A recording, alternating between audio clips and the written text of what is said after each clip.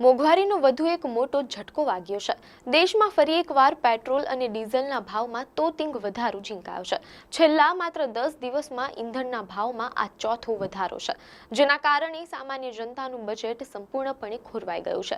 નવા વધારા બાદ દિલ્હીમાં પેટ્રોલ ₹2.61 પૈસા મોંઘું થઈને ₹102.12 પ્રતિ લીટર પર પહોંચી ગયું છે। એવી જ રીતે ડીઝલમાં પણ ₹2.71 પૈસાનો વધારો કરાતા દિલ્હીમાં ડીઝલ ₹95.20 પ્રતિ લીટર પર પહોંચી ગયું છે। આ આકરા વધારાને પગલે ગુજરાતના મહાનગરોમાં પણ પેટ્રોલ ₹100 ને પાર થઈ ગયું છે। નવા ભાવોની વાત કરીએ તો અમદાવાદમાં પેટ્રોલ ₹101.66 અને ડીઝલ ₹97.78 થયું છે, જ્યારે વડોદરામાં પેટ્રોલ ₹101.46 અને ડીઝલ ₹97.57 થયું છે।